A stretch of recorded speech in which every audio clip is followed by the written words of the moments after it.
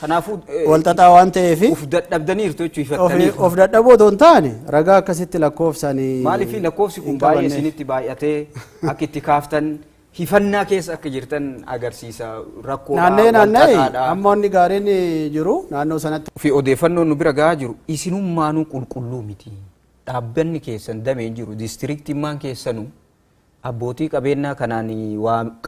qammasuu irraan oolle mallaqni tun isinis warra damee keessanis sadarkaadhaan sobuun oolle waan isin qulqulluu taatanii namoota birootti kennitan qofaa mitiidha dubbichi. Inni sirriidha 100% keessaanis qulqulluudhaan jennu garuu gaafa irra geenyee waan sana qulqulleeffannee irra geenye karaa mana keenya koomitimentiin jiru olaanaadha gochaa waan turre jechuudha. Keessoo keenya bosonna namni qabatee fixe dureeyyiin itti gale mancaasaa jira yoom irra geettu. Baay'ee amma garaagarummaa nama dhufaa jiru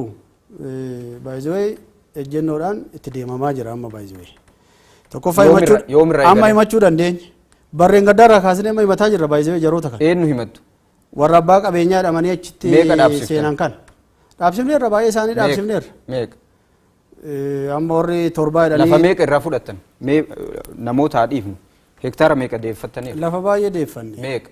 hektaaraan akkasitti bakka baay'ee jirra iddoon akkasii meeqa gujitti mormitanii falmattanii kan deebiftan meeqa gaati lakkoofsa na gaafattan hektaara akkasitti qabadheen dhufne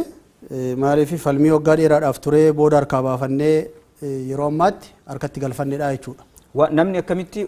dhaabbata bulchu keessatti falmatee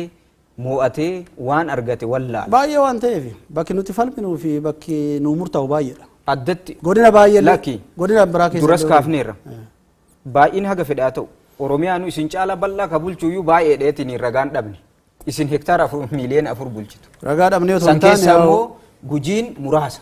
nama 10 yookiin nama 20 yookiin hektaara ta'e wayiiti kan deebiftan ragaa dhabnee otoo hin taane ammatti sammuutti qabadheen dhufneedha malee ragaa amma ragaa guutuu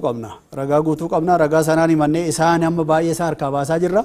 Kanaafu isin gaafa caatti dhuftan maal dubbachuuf dhuftan? Maal ishuun guddaadha otoo amma waan akkasii dhimma akkasiiti ragaawwan kana hunda qabattanii yoon dhufin dhimma gujiitii dhimma maaliiti otoo jettani ispeesifiik waan akkasii qabattee dhufta bosona hektaara miliyoona 4 qabnaa xaaxaan saamuma sana baay'eedha rakkoon inni of keessaa qabullee. Kanaafu walxaxaa waan ta'eef uf dadhabdaniirtu jechuu ifatanii of dadhaboo otoo hin taane ragaa akkasitti lakkoofsanii maaliif lakkoofsi kun baay'ee isinitti baay'atee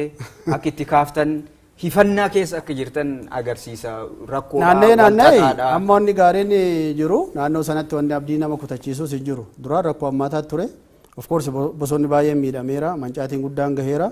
amma wanni gaariin jiru koomitimentiin amma naannoo godinaatti illee mul'atu gaariidha baay'ee nutti toleera jechuudha marii